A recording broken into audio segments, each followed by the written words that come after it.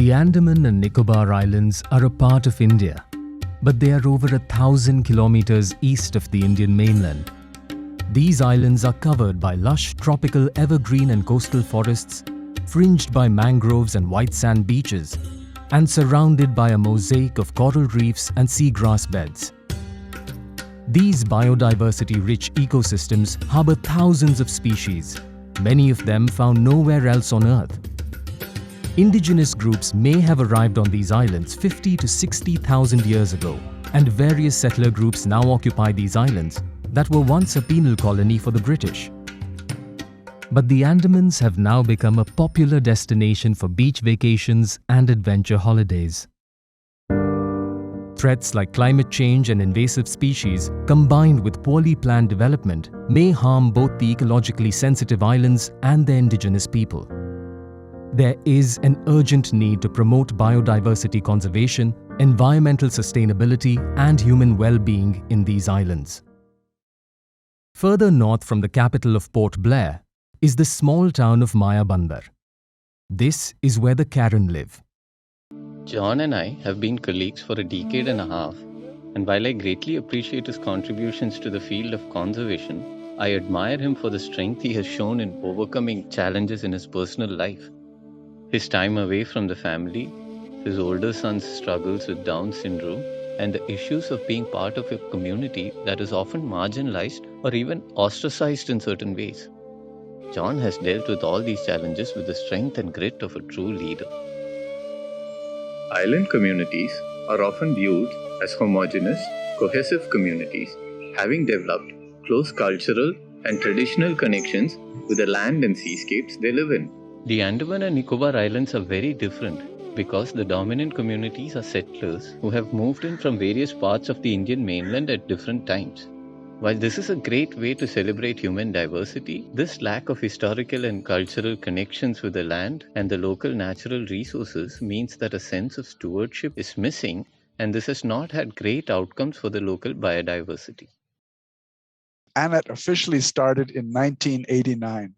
We were fortunate in those early days to have close touch with the Karen community at Mayabandar. By 1994, ANET was on its way to being the primary environmental NGO in the islands. And it was that year Saw John joined us as the ANET base manager we so badly needed.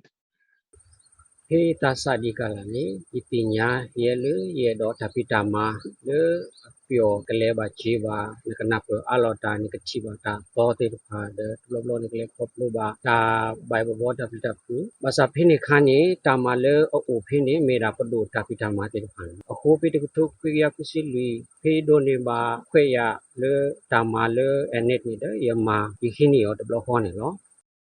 John's early work consisted of keeping the ANET field station running effectively with limited resources. He dealt with everything from transporting supplies to remote areas to getting permissions from various government departments.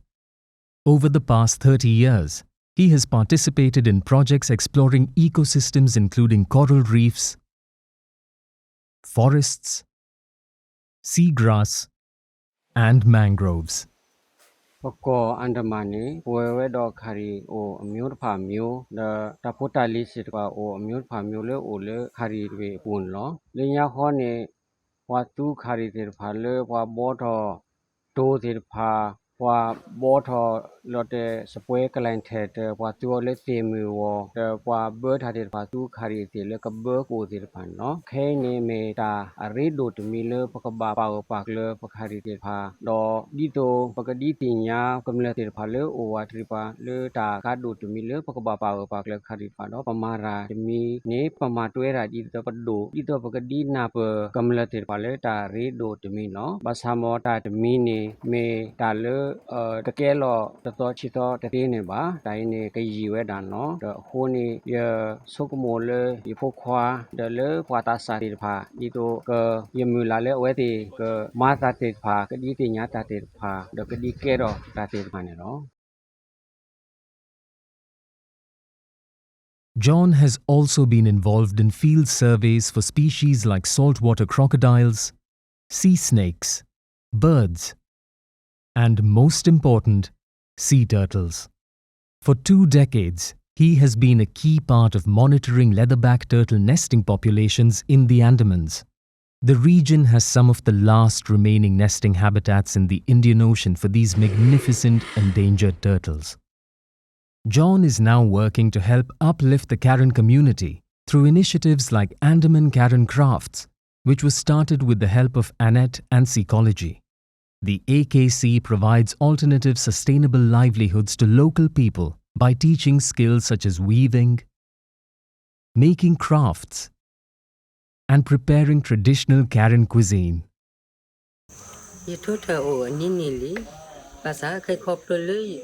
John the AKC ho, iya do pomio wati depani peduni batoni. It offers educational programs that depict the rich culture, heritage, and environmental values that the Karen community hold dear. John me aweda siko yak pathochu classmate galo. The aware salo matale bakale taputa libekale research bekade aware salo kwe yale tamani. Yedoni batamalu titipa milo do yedole sasapu titipa katoki tipua do taputa li titipale pola clanilo. John's nursery is the first of its kind in the Andamans. He grows saplings of varieties of medicinal plants and endemic trees, which he hopes will eventually reduce extractive pressure on the forests. John also runs a homestay called Kohi on his small organic farm. The house is built of wood and thatch and set amidst green paddy fields and forests. John, his wife Doris, and their 2 sons have opened their home to travelers looking for an intimate experience of the Andamans and to experience a community's way of life.